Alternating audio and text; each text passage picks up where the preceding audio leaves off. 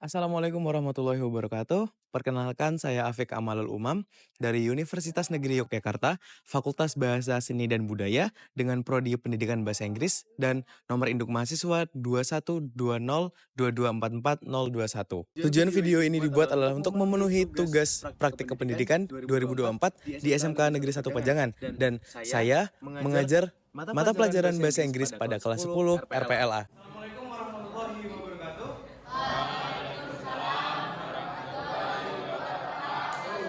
Good afternoon everyone.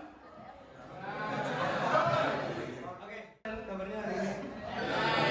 Baik. Oke, so before we start our lesson today, let's have a short prayer. Kita berdoa bersama-sama ya. Berdoa dimulai. Amin. Thank you. Sebelum kita masuk ke materi, di sini siapa aja yang tidak hadir? Today we are going to talk about narrative text. Kita akan bicara tentang teks naratif. Di sini siapa yang suka membaca, siapa yang suka mendengar atau menonton sebuah cerita, terutama cerita yang fiksi? Satu lagi, Masnya. Oke. Nah, Mas pernah baca cerita apa yang fiksi? Akan memahami bagaimana cerita itu terbentuk, bagaimana strukturnya, fungsinya buat apa, dan lain sebagainya. Oke, definisinya dulu. Nah,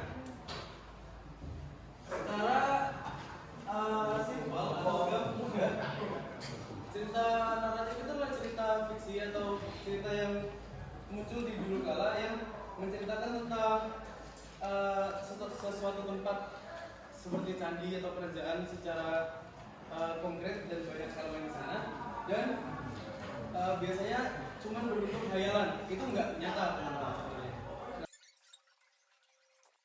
Jadi cerita naratif itu banyak jenisnya, bukan cuma tentang legenda atau tadi yang disebutkan Naruto dan sebagainya. Nah, tapi naratif teks itu banyak macamnya. Tahu apa itu fairy tales? Ada yang pernah dengar? Oke, jadi fairy tales sendiri adalah cerita tentang dunia kayangan atau karakternya biasanya itu peri. Terus yang kedua ada misteri juga. Legend ini adalah Sutaya Santurian, Bubu Iwa. Kalau yang internasional itu ada Golden Egg, ada Little River dan hewan ini kalau di Indonesia yang paling terkenal itu apa teman-teman? Kalian tahu nggak? Kancil. Terus apa lagi? Enggak, maling gundam bukan hewan. Ini kita bahas hewan, cerita fabel. Oke. Kelinci dan kura-kura. Setiap teks, karena aku lagi-lagi bilang teks itu pasti ada strukturnya.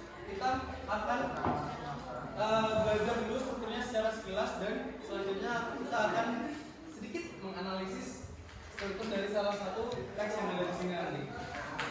Kita naratif atau narasi namanya orientation. Nah, apa sih orientation itu? Ada yang tahu orientasi? Pengenalan?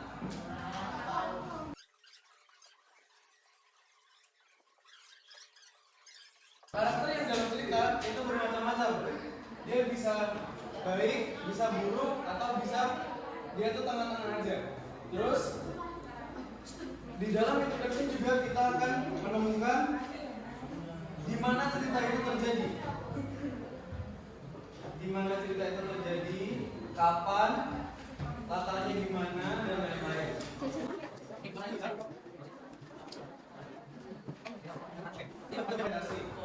Biasanya orientasi itu berada di paragraf pertama.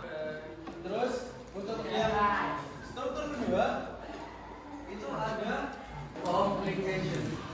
Di complication ini biasanya ceritanya akan mulai naik, temponya itu naik, masalahnya mulai banyak sampai meledak di puncak masalahnya. Nah, di complication ini ada 3 step yang kita bisa tahu. Yang pertama itu pemantik di dalam masalah itu. Misal kalian bermusuhan sama ceritanya itu di paragraf kedua dimulai dengan Giri itu gimana sikapnya ke kalian kok bisa sampai menyebabkan masalah. Habis masalahnya muncul nih, ada beras sedikit itu naik sampai meledak dan puncak dari masalah itu kita sebut dengan klimaks, puncak masalah. Si Giri ini udah memantik masalah nih. Nah, Lefran panas.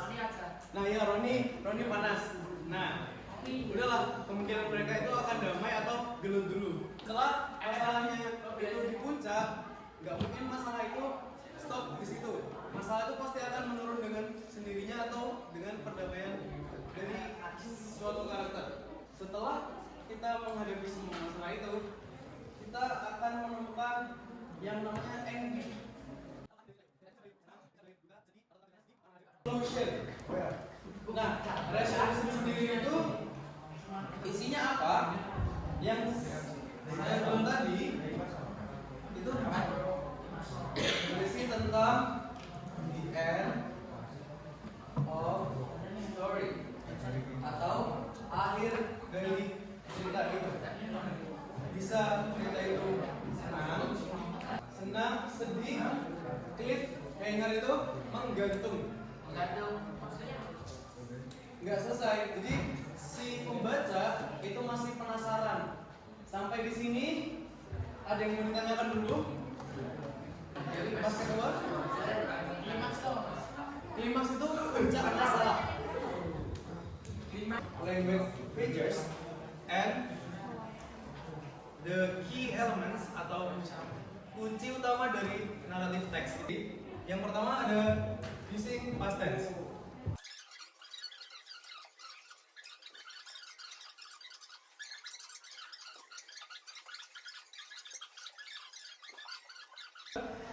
Itu the use of adverb of time atau kata keterangan waktu.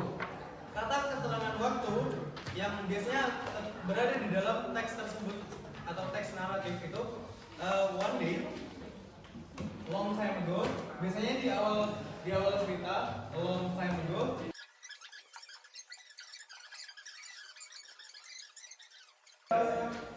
Saya punya kertas. Enggak, ini bukan soal. Jangan susun dulu. Nah, ini ada 3 contoh teks naratif.